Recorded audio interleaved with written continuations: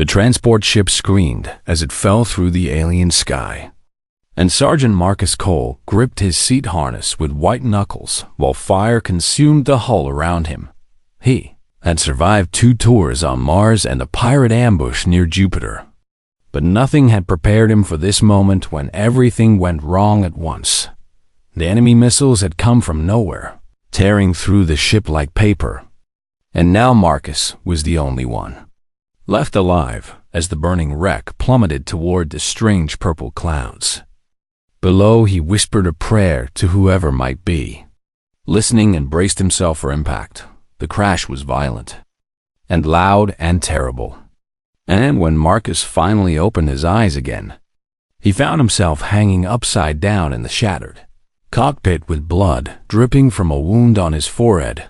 Every bone in his body ached, but he was alive, and that was more than he had expected. He cut himself free from the harness and crawled through the twisted metal until he reached the outside world. What he saw made him freeze in wonder and fear. The forest around him was not made of trees, but of massive crystal formations that rose toward the sky like frozen lightning, and they glowed with soft purple and blue light that seemed to pulse like a heartbeat. Strange insects the size of his fist flew between the crystals, their wings making music as they moved, and the air smelled sweet and alien in ways he could not describe. Marcus had landed on Volanti Prime, a planet that human explorers had only seen from orbit, and he knew that he was in serious trouble. He checked his equipment and found that his communicator was destroyed. His weapons were lost in the crash, and all he had left was a combat knife and a basic medical kit. Was alone on an alien world with no way to call for help. For 3 days Marcus walked through the crystal forest, drinking water from strange streams and eating emergency rations that were running dangerously low. On the 4th day, they found him. He heard them before he saw them, a clicking sound that echoed through the crystals, like dozens of people snapping their fingers in rhythm. Then they emerged from the shadows, and Marcus felt his heart stop. The Volanti were unlike anything he had ever imagined. They stood on 4 legs like insects, but their upper bodies rose up like a human torso, with 4 arms ending in sharp claws. Their skin was a hard shell that shimmered with colors of green and gold, and their heads were dominated by massive compound eyes that reflected Marcus like 1,000 tiny mirrors. They were beautiful and terrifying at the same time. The largest one pointed a weapon at Marcus and made a series of clicking sounds that he could not understand. Marcus raised his hand slowly to show he meant no harm, but the aliens did not seem to care about his intentions. They surrounded him quickly, their movements fast and precise like soldiers who had done this many times before. One of them struck him across the face with a hard claw, and Marcus fell to the ground with stars dancing in his vision. They bound his hands with some kind of sticky web and dragged him through the forest for what felt like hours. When they finally stopped, Marcus looked up and saw something that took his breath away. A city rose before him, built into and around the massive crystal formations, with towers and bridges and platforms that seemed to defy gravity itself. Thousands of Volanti moved through the streets, going about their daily lives in ways that seemed both alien and strangely familiar. They took Marcus to the center of the city where the largest structure stood, a palace of pure white crystal that glowed from within like a captured star inside the palace. Marcus was thrown onto the floor before a raised platform, and when he looked up, he saw her. The queen was magnificent. She was twice the size of the other Volanti, with a shell that shimmered in colors of silver and purple and blue, and her compound eyes glowed with an inner light that seemed to pierce right through him. Delicate wings, folded against her back, caught the light and scattered it into rainbows. And when she moved, it was with a grace that made the other Volanti look clumsy by comparison. She studied Marcus for a long moment, her head tilting from side to side as she examined this strange creature that had fallen from the sky. A Volanti beside her spoke in their clicking language, And Marcus noticed that this one wore translation devices that hummed with energy. The translator turned to Marcus and spoke in broken but understandable words. "You are a creature from the black sky. Yes, the Queen wishes to know what you are and why you come to sacred ground." Marcus cleared his throat and tried to speak with confidence despite his fear. "My name is Marcus Cole. I am a human from the planet Earth. My ship was attacked and I crashed here by accident. I mean no harm to you or your people." The translator clicked this information to the Queen, who responded with a series of sounds that seemed almost musical. "The Queen says she has never seen creature like you. Soft and weak and filled with hot blood. She finds you strange and perhaps a little disgusting. But she is curious." Marcus tried not to feel insulted by this description.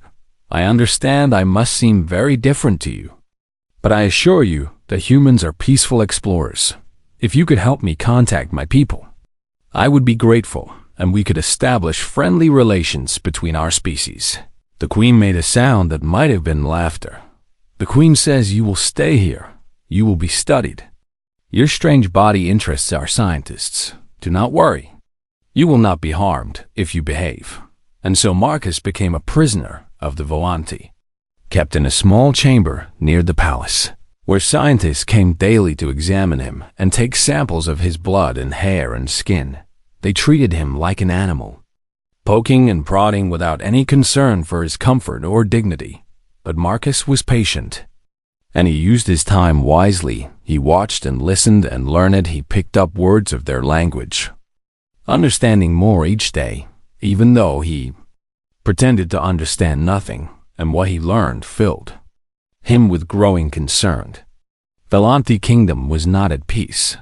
There were whispers among the guards about a group called the Hollow Brood, rebels who rejected the Queen and her policies of peaceful expansion. They believed the old ways were better, ways of conquest and war and blood. And they grew stronger every day while the Queen refused to see the danger. Marcus heard the guards talking about the upcoming Unity Festival, a great celebration where the Queen would address her people from the Grand Spire. And then one night, he heard something that made his blood run cold. 2 guards stood outside his chamber, thinking he was asleep, and they spoke in hushed clicks that Marcus now understood all too well. "The Hollow Brood moves during the festival," one said. "The Queen will fall and the true rulers will rise," the other replied. "Bone arrows are prepared, coated in death venom. Nothing survives the poison." Marcus lay in the darkness with his heart pounding in his chest. Queen was going to be assassinated, and he was the only one who knew. He thought about staying silent, about letting these aliens deal with their own problems while he waited for rescue that might never come. But that was not who Marcus was. He had sworn an oath to protect the innocent. And the Queen, whatever she thought of him, did not deserve to die by treachery. He had to find a way to warn her, even if it cost him everything. Marcus spent 3 sleepless nights trying to figure out how to warn the Queen about the assassination plot. His chamber was locked and guarded at all times, and the Volanti still treated him like a simple animal who could not understand their language or their ways. He knew that if he revealed how much he had learned, they might kill him for spying. But if he stayed silent, the Queen would die on the morning of the Unity Festival. The guards came to take Marcus from his chamber. "The Queen wishes the strange creature to witness the festival," the translator explained. "She believes it will help our scientists understand how your kind responds to ceremony and celebration." Marcus nodded and allowed himself to be led through the streets of the Crystal City. The festival had transformed everything into a wonderland of color and light. Thousands of Volanti filled every street and platform and bridge, their shells painted with bright patterns that sparkled in the glow of the crystals. Music filled the air, created by instruments that Marcus had never seen before, producing sounds that were strange but beautiful. The guards pushed Marcus through the crowd toward the Grand Spire, the tallest structure in the city that rose so high It seemed to touch the purple clouds above at the base of the spire. A massive platform had been built where the queen would stand and address her people. Marcus scanned the area desperately, looking for any sign of the hollow brood assassins. But he saw nothing suspicious among the celebrating masses. Perhaps the plot had been discovered. He thought hopefully, perhaps the guards had caught the traitors and the queen was safe. But deep in his gut, Marcus knew that he was wrong. The translator approached Marcus with an expression that might have been smugness. "You will stand here and watch. Creature, do not move or make trouble. The guard captain Dex Voir will be watching you closely." Marcus looked at the guard captain, a massive Valanti warrior with a shell scarred from many battles and eyes that held no warmth whatsoever. This was his chance. "I need to speak with Dex Voir," Marcus said urgently. "I have important information about a threat to the queen." The translator made a clicking sound that was clearly laughter. "You, a primitive beast, have information about threats to our queen. That is amusing. Please," Marcus begged. "I have heard the guards talking. There are assassins among you. They plan to kill the queen during her speech." The translator stopped laughing and stared at Marcus with what might have been surprise. He clicked something to Dex Vio, who turned his massive head to look at the human with obvious contempt. Dex Vor responded with a series of harsh sounds that made the translator flinch. "The guard captain says that you are either lying to cause trouble or you are simply too stupid to understand what you heard. Our security is perfect. No hollow brood assassin could possibly get close to the queen. You will be silent now, or you will be silenced permanently." Marcus wanted to argue, to grab Dex Vor and shake him until he understood. But the massive warrior had already turned away dismissively. Crowds suddenly fell silent as a great horn sounded. Across the city the queen was coming. She emerged from the palace, with her attendants surrounding her. And even Marcus had to admit that she was breathtaking in her ceremonial regalia. Her shell had been polished until it shone like silver, and delicate chains of crystal hung from her body, catching the light with every movement. She walked with perfect grace through the crowd toward the grand spire, and her people bowed as she passed them. Marcus watched helplessly as the queen ascended the steps of the platform and took her place at the center where everyone could see her. She raised her forearms in greeting, and the crowd responded with a sound like thunder as thousands of Valanti clicked and hummed in unison. The queen began to speak, her voice amplified by devices that carried her words to every corner of the city. Marcus did not listen to her speech. His eyes were scanning the crowd, the buildings, the crystal formations that surrounded the platform like a natural amphitheater, and then he saw them high in the crystal canopy above the platform. Shadows moved where there should be no shadows. Marcus squinted and felt his heart freeze as he made out the shapes of Valanti hidden among the crystals. And they were holding weapons that looked like bows made of bone arrows. He remembered, coated in death venom. Nothing survives the poison. He had to act now. Marcus lunged forward, but the guards grabbed him immediately and forced him back. "Stay still, creature," one of them hissed. "The queen is in danger," Marcus shouted, pointing toward the canopy. "There are assassins above her. They have poison arrows. You have to stop them." The guards looked up but saw nothing. "There is nothing there," the translator said coldly. "You are making trouble, as the guard captain predicted. Be silent or face consequences." Marcus struggled against the guards who held him, his mind racing for any solution. The queen continued her speech, unaware of the death that waited above her, and then Marcus saw the assassins raise their bows. There was no more time for words. Marcus summoned every ounce of strength in his body and tore himself free from the guards with a desperate twist that left their claws scraping across his skin. He ran. The crowd screamed and scattered as the strange soft creature burst through them like a wild animal. Dex Var shouted orders, and guards moved to intercept Marcus. but he dodged and weaved through them with moves learned in military training on a dozen different worlds. He reached the steps of the platform and leaped onto it just as the queen turned to face the commotion with confusion. In her glowing eyes, "What is the meaning of this?"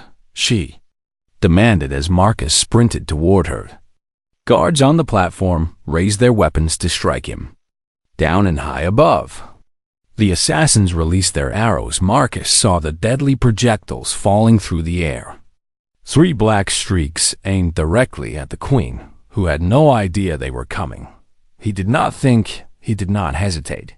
Simply moved. Marcus threw himself at the queen, wrapping his arms around her and spinning her away from the path of the arrows. The guards thought he was attacking her and froze in horror. The crowd screamed in confusion, and the arrows meant for the queen struck Marcus. Instead, one pierced his shoulder, one buried itself in his back, one sliced across his ribs. The pain was unlike anything Marcus had ever felt. Like liquid fire being poured directly into his veins.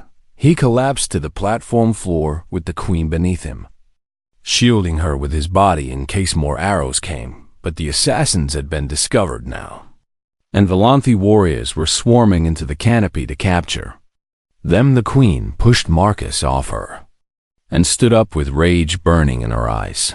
"What have you done?" she demanded. Marcus tried to speak, but could only groan as the poison spread through his body. He could feel it burning him from the inside, dissolving his organs one cell at a time. The world began to fade around the edges as darkness crept into his vision. The last thing he heard before unconsciousness claimed him was a Volanthi scientist rushing to the platform and crying out in shock. The arrows were coated in hollow death, the most lethal poison in all world. Nothing survives it. The creature will be dead within moments. But Marcus Cole was human, and humans had a way of surviving things they were not supposed to survive. As he lay on the cold crystal floor with poison racing through his veins, his body began to fight back in ways the Volanthi could never have imagined. His fever spiked, his immune system activated, and somewhere deep in his cells, millions of years of evolution on the most dangerous planet in the known galaxy prepared to prove exactly why humans were not as weak as they appeared. The Royal Medical Chamber was the finest healing facility on Volanthi Prime, filled with technology and medicines that had cured every illness and injury known to the Volanthi people. But the physicians who worked there had never faced anything like Marcus Cole. "This is impossible," the lead physician said as she studied the readings on her medical devices. The hollow death should have liquefied his internal organs within 30 seconds. Yet this creature still lives after 6 hours. The queen stood in the corner of the chamber, watching the human with an expression that none of her attendants could read. "Explain how this can be," she commanded. Physician clicked nervously as she examined Marcus's unconscious form. His body is fighting the poison, Majesty, but not like anything we have seen before. His blood has become a war zone where his own cells are attacking and destroying the venom, molecule by molecule. Our people's bodies cannot do this, the Queen observed. No, Majesty, when hollow death enters a Volanthi body, we die. There is no fighting it. But this creature's biology is different in ways I do not fully understand. Marcus groaned and thrashed on the medical table, his skin burning with fever and sweat pouring from his body. His temperature is rising to dangerous levels, another physician reported. In a Volanthi, this would cause brain death. But for him, the heat seems to be part of the healing process. The Queen moved closer to the table and looked down at the human who had thrown himself between her and certain death. "Why did he do it?" she asked quietly. "Majesty, why did he save me? He is a prisoner here. We have treated him as a curiosity at best and a pest at worst. He had no reason to risk his life for mine." No one could answer her question for 3 days. Marcus drifted between life and death while his body waged war. Against the alien poison, the physicians monitored him constantly, documenting everything they observed with growing amazement. His fever peaked at temperatures that would have cooked a Volanthe from the inside. Yet his brain continued to function. His muscles convulsed as the poison attacked them. Yet they rebuilt themselves stronger than before. His heart stopped twice. Yet both times it started again on its own, as if death itself could not hold him. And through it all, the Queen remained. She refused to leave the medical chamber for more than a few hours at a time, much to the confusion of her advisors and guards. "Majesty, you have a kingdom to rule," Dexveror said carefully on the second day. "Surely you cannot spend all your time watching this creature die." "He is not dying," the Queen replied. "He is surviving, and I want to understand how." On the third night, Marcus finally opened his eyes. The world swam into focus slowly, and at first he thought he was dreaming because the Queen herself sat beside his bed with her glowing compound, eyes fixed on his face. "You are awake," she observed. Marcus tried to speak, but his throat was too dry. The Queen gestured, and an attendant brought water, which Marcus drank gratefully. "You should not be alive," the Queen said. "Every physician in my kingdom agrees that no creature can survive hollow death. Yet here you are." "Humans are stubborn," Marcus croaked. "We do not like being told what we cannot do." The Queen made a sound that might have been laughter. "I have many questions for you." Marcus, Coal of Earth. Over the following days, as Marcus slowly recovered his strength, the Queen visited him often. She came alone sometimes, dismissing her guards and attendants so that they could speak privately. At first her questions were scientific, about human biology and how his body had fought the poison. Marcus explained as best he could, telling her about immune systems and antibodies and the long evolutionary history that had shaped human resilience. "Your planet made you this way," the Queen said thoughtfully. "Earth is a dangerous world." Marcus agreed. "We have faced diseases that killed millions, predators that hunted us in the darkness, climates that tried to freeze us and burn us. And we survived them all. Your planet sounds terrible. It is also beautiful. But yes, it has always tried to kill us, and in doing so, it made us strong. But as time passed, the Queen's questions changed. She no longer asked only about biology and science. She asked about Marcus himself, about his life and his family and his dreams. Marcus found himself telling her things he had never told anyone.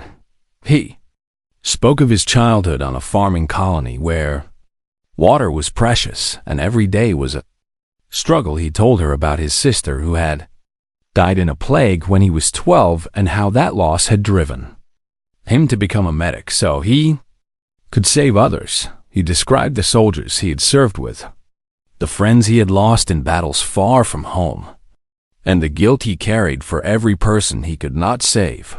The Queen listened to all of it with patience and what seemed like genuine interest. "Your species has suffered much," she observed one evening. "Wars and plagues and disasters, yet you continue to fight and build and explore. Why do you not give up?" Marcus thought about this question for a long time before answering. "Because giving up is not in our nature.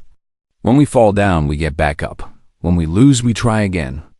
When everything seems hopeless, we find a new reason to keep going. This is strength," the Queen said quietly. "True strength. Not the strength of armor or weapons, but the strength of will. Some would call it stubbornness. Some would be wrong." The Queen fell silent for a moment, and when she spoke again, her voice was different, softer and somehow sad. "I have ruled my people for 40 cycles, and in all that time, I have tried to lead them toward peace and cooperation. But the hollow brood grows stronger every day. They say I am weak, that my peaceful ways will destroy our kingdom. They are wrong," Marcus said firmly. "Perhaps. But when the arrows flew and death came for me, not a single Volanthe moved to protect me, only you. a creature we treated as less than a servant. Threw yourself into the path of those arrows. I did what I thought was right. You did what no Volanti would do. And that troubles me greatly. The queen stood and walked to the window where she looked out at her kingdom with those glowing eyes. That had seen so much. We are a proud people. Marcus Cole, we believe we are advanced and civilized and superior to the younger species of the galaxy. But you have shown me something that shakes that belief. She turned to face him again. Perhaps we are not as strong as we think. Perhaps strength comes in forms we do not recognize. Marcus did not know how to respond to this. Your people call us Deathworlders. He finally said, they say that humans come from a planet that breeds killers and survivors, and they are right in a way. But what they miss is that the same world that taught us to fight also taught us to love and to sacrifice and to protect those who cannot protect themselves. This is what you did for me. Yes. The queen nodded slowly. Then I have much to learn from your kind. Marcus Cole, and I believe my people do as well, outside the medical chamber. The kingdom was changing word, had spread of the human who survived Hollow.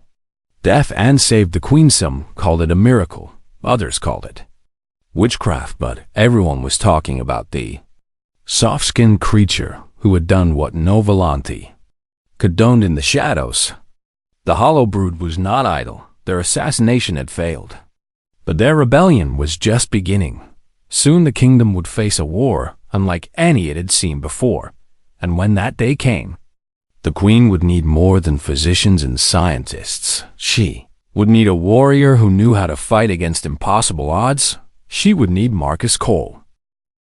The Hollow brood struck without warning on a night when 3 moons hung low in the purple sky. They attacked from multiple directions at once, overwhelming the defenders of 3 major hive cities before the queen's forces could respond by morning. Thousands of Volanti citizens were under rebel control, and the kingdom was at war. Marcus heard the news from his chamber where he was still recovering, and he immediately demanded to speak with the queen when she arrived. Her beautiful shell was covered in dust, and her eyes burned with a mixture of anger and fear. 3 cities fell on a single night. She said, my generals tell me that the rebels now control 1/3 of my kingdom, and their numbers grow as more citizens join their cause. How is that possible? Marcus asked. The Hollow brood promises power and glory through the old ways of conquest. To many of my people who feel we have grown soft, that message is appealing. The queen sank into a chair with a weariness that Marcus had never seen from her before. My generals are doing their best, but the rebels fight in ways we do not expect. They do not follow the traditional patterns of war. They strike and retreat. They hide among civilians. They attack our supply lines instead of our armies. Marcus felt a chill run down his spine. They are using guerrilla tactics. I do not know that word. It means they are fighting smart instead of fighting fair. It is a style of war that humans know very well. The queen looked at him with sudden interest. You understand how they fight. I have both fought against enemies who use these tactics and use them myself. It is how smaller forces defeat larger ones. Then teach my generals how to counter these methods. Marcus shook his head. Your generals will not listen to me. To them I am still just a strange creature who should have died from their poison. They will never take orders from a human. They will take orders from me. And I order them to listen to you. The next day, despite his body still being weak from the poison, Marcus stood before the Queen's War Council and faced a room full of Volanti commanders who looked at him with contempt. This is insulting. One general declared, You expect us to learn war from this soft creature who cannot even survive our mildest poison without nearly dying. He did survive, the Queen replied coldly, which is more than any of you would have done. Now be silent and listen. Marcus stepped forward and began to speak. The Hollow brood is not fighting the way you expect because they cannot win that kind of war. Your traditional forces are stronger and more numerous, so they have changed the rules of the game. He pulled up a holographic map of the kingdom that the queen had provided. They hit your supply lines because an army cannot fight without food and weapons. They attack at night because your soldiers are trained to fight during the day. They hide among civilians because your honor prevents you from striking back at innocent people. What do you suggest we do? Another general asked grudgingly. Abandon our honor and become monsters like them. No, I suggest you become adaptable. Stop expecting them to fight by your rules and start making them fight by yours. Over the following weeks, Marcus worked with a small unit of Volanthi soldiers who had been assigned to test his methods at. First, they resented taking orders from an alien. But Marcus did not try to command them. Instead, he taught them. He showed them how to move quietly through terrain, something the Volanthi, with their clicking language, found extremely difficult. He taught them to think like their enemy, to predict where attacks would come and set traps accordingly. He introduced them to the concept of psychological warfare, using fear and confusion to weaken an enemy before battle even began. On Earth we have a saying, Marcus told his students. Know your enemy and know yourself, and you need not fear the result of 100 battles. Your people have many sayings about war, one soldier observed. We have been at war with each other for most of our history. We have learned a great deal about how to fight and how to survive. This does not sound like a peaceful species. We are not. But we are trying to be better, and the same skills that let us destroy can also let us protect. The first test of Marcus's training came when scouts reported a hollow brute force preparing to attack a mining settlement. The Queen's generals wanted to send a large army to defend the settlement in traditional fashion. Marcus had a different idea. Let me take my unit behind enemy lines, he proposed. While your army draws their attention at the settlement, we will destroy their supplies and escape routes. When they try to retreat, they will find nothing but death waiting for them. The generals laughed at this suggestion, but the Queen silenced them with a, "Look, do it," she commanded. That night Marcus led 30 Volanthi soldiers through the Duras crystal forest using paths that no army had ever traveled. His body still ached from the poison, and twice he had to stop and rest while his soldiers watched with something that might have been concern, but he pushed on because failure was not an option. They reached the hollow brute's supply camp just before dawn and struck with speed and precision. Marcus had taught his soldiers to fight in silence, using gestures instead of clicks, and the rebel guards never knew what hit them. Within an hour, the supply camp was in flames, and the retreat routes were blocked with traps that Marcus had designed using local materials. When the rebel army attacked the settlement that morning, they were met by the Queen's forces and driven back as expected. But when they tried to retreat, they found their supplies destroyed and their escape routes turned into killing grounds. It was a complete victory. The soldiers who had followed Marcus returned to the capital as heroes. And suddenly, every unit in the Queen's army wanted to learn human tactics. Marcus found himself teaching hundreds of Volanthi warriors, sharing knowledge that his species had paid for in blood over thousands of years of conflict. But more importantly, the soldiers began to change. They learned to adapt and improvise, to think creatively. Instead of following rigid patterns, they learned to work together in new ways, supporting each other's weaknesses and building on each other's strengths. They learned that honor did not mean fighting stupid battles but protecting what mattered most. The Queen watched these changes with amazement and gratitude. "You are transforming my people," she told Marcus one evening after a particularly successful training session. "They are becoming something new. They are becoming survivors," Marcus replied. "And survivors win. Is this what humans are? Survivors above all else." Marcus thought about the question carefully. We are many things. But yes, survival is at the core of who we are. We have been knocked down by ice ages and plagues and wars that killed millions, yet we always got back up.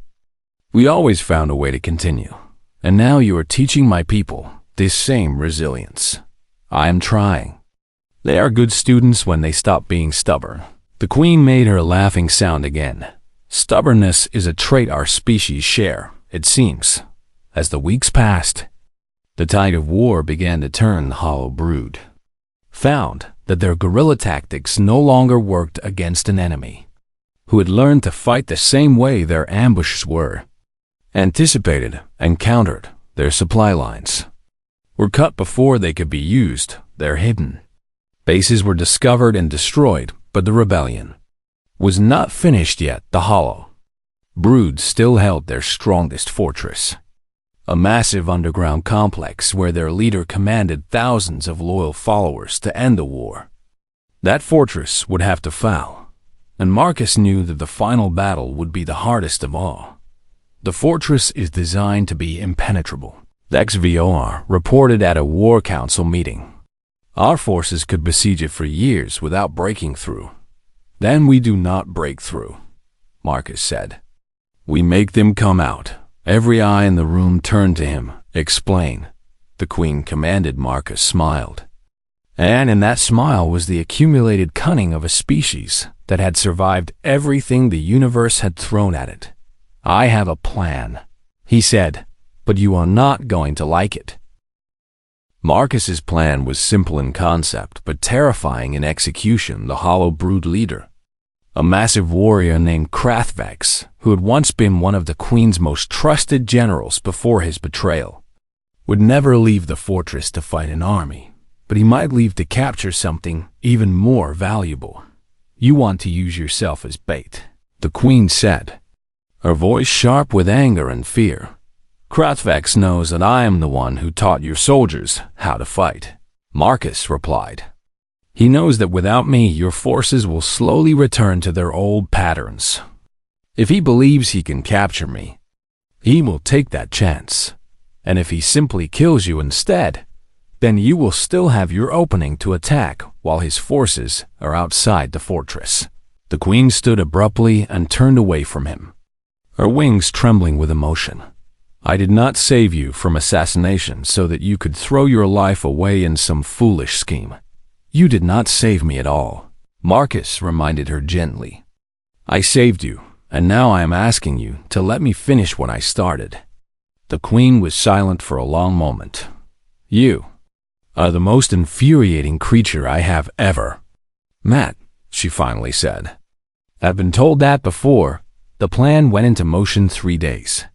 Later, Marcus allowed himself to be captured by hollow brood scouts while traveling with a small escort through rebel territory. The scouts brought him to Krathvex, who studied the human with cruel curiosity.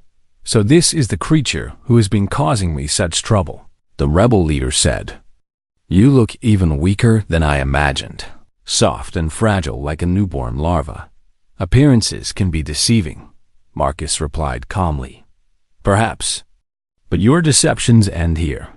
You will tell me everything you have taught the queen's forces. Every tactic, every strategy, every weakness. And if I refuse, Krathvex leaned close, his mandibles clicking with anticipation. Then I will take you apart piece by piece until you beg to tell me. Humans can survive great damage, I am told. Let us test exactly how much. What followed was the worst experience of Marcus's life.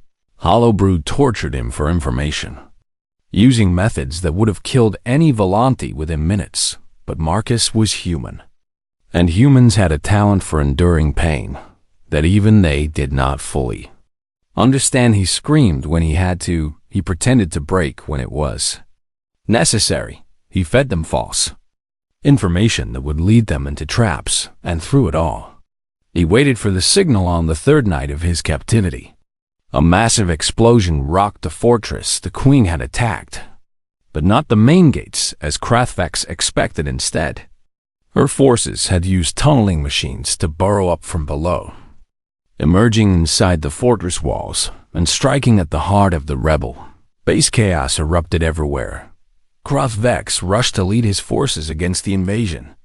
leaving Marcus guarded by only a handful of soldiers. Marcus had been waiting for exactly this moment, despite his wounds and his exhaustion. He moved with deadly precision. The guards underestimated him because they had been told he was broken. And that was their fatal mistake. Marcus killed the first guard with a strike to the nerve cluster that he had. Learned was vulnerable. Second guard died before she could even raise her weapon. The third tried to run and Marcus caught her, taking her weapon and turning it against the fourth and fifth guards in a spray of crystalline shards. He was free. Marcus should have escaped then. Should have found the Queen's forces and let them finish the fight, but he knew that as long as Krathvex lived, the rebellion would continue. The rebel leader had become a symbol, and symbols were dangerous. Marcus hunted through the burning fortress until he found Krathvex in the central command chamber, surrounded by his most loyal guards. "You," the rebel leader snarled when he saw Marcus enter. "You should be dead or screaming in chains." "I told you," Marcus replied. "Appearances can be deceiving." The guards charged at Marcus, but the human fought like something out of a nightmare. Every technique he had learned in a lifetime of military service, every dirty trick he had picked up from 100 different battlefields, every ounce of human tenacity and fury came together in a dance of violence. Was wounded many times. His blood painted the floor red, but one by one the guards fell until only Krathvex remained. "What are you?" the rebel leader demanded, genuine fear in his voice for the first time. "I am human," Marcus said, "and I made a promise to protect your queen." The final fight was brutal and short. Krathvex was larger and stronger, but Marcus was faster and more adaptable. When the rebel leader finally fell with Marcus's stolen blade in his throat, the war was effectively over. Marcus collapsed beside his enemy's body, too weak to move. That was how the Queen found him, lying in a pool of blood that was both his and not his. Barely conscious, but somehow still alive. "You impossible creature," she whispered as she knelt beside him and cradled his head in her forearms. "Did we win?" Marcus asked weakly. "We won." "Then it was worth it." Marcus woke 3 weeks later in chambers more luxurious than anything he had ever seen. The walls were pure crystal carved with intricate patterns that caught the light and scattered it into rainbows. And the bed he lay in was soft as clouds and warm as sunlight. The Queen sat beside him, just as she had when he first survived the poison. "Welcome back," she said. "How long was I out?" 23 days. "My physicians say you should have died at least 4 times. Your body simply refused to stop fighting." Marcus tried to sit up and groaned at the pain that shot through his many wounds. "Easy," the Queen cautioned. "You are healing but not yet healed. The war is over." "Yes." The hollow brood surrendered when word spread of Krathvex's death. "You have saved my kingdom." Marcus shook his head. "Your soldiers saved your kingdom. I just showed them how." The Queen made her laughing sound. "Your humility is almost as infuriating as your stubbornness." She stood and moved to the window where she looked out at her kingdom, rebuilt and at peace once more. "I have thought long about how to reward you," she said. "There is no gift precious enough, no honor high enough. But I have decided to offer you something that has never been offered to an outsider in all the history of my people." She turned to face him with an expression that Marcus had learned to recognize as profound seriousness. "I offer you the bond of the hive. You would become my shield bearer, my protector, and the first alien to ever be granted full citizenship in the Volante Kingdom." Marcus stared at her in shock. "You would make me one of your people. You have already proven yourself more loyal than many who were born here. This title would make it official. You would never be alone again. Wherever you go, you would carry my authority and my protection." I do not know what to say. Say yes. Marcus thought about Earth, about the family he had not seen in years, about the human colonies scattered across the stars. Then, He thought about the Volanthi soldiers who had learned to fight beside him, the physicians who had saved his life, the queen who had sat with him through his darkest hours. Yes, he said. The queen's eyes glowed brighter, and Marcus realized with surprise that she was happy. Truly happy. There is more, she continued, because of what you have done, because of what you have shown us about your species. I have decided to reach out to your people. Reach out how I have sent envoys to the human coalition. Ships carrying messages of friendship and offers of alliance because of you, Marcus Cole. Our species will no longer be strangers. Marcus felt tears forming in his eyes, something he had not experienced in many years. You are giving humanity a place among the stars. I am giving humanity a friend among the stars. You showed me that your people have much to offer. Resilience and adaptability, and a stubborn refusal to ever give up. These are qualities we can learn from. She returned to his bedside and took his hand in one of hers, a gesture of intimacy that Marcus knew was rare among the Volanthi. Our scientists say that humans are from what they call a death world, a planet so dangerous that it breeds warriors in every generation. They meant this as an insult, but I have learned to see it differently. How do you see it now? I see that your world did not make you cruel. It made you strong, and with that strength came compassion and sacrifice and love. You could have let me die when the arrows came. You could have let my kingdom fall to save yourself. But instead you risked everything for people who had treated you as less than nothing. I did what I thought was right. Yes. And that is precisely why your species deserves to stand among the stars as equals. Marcus squeezed her hand gently. Thank you, he said. For everything, it is I who should thank you. You have changed my kingdom, my people, and myself.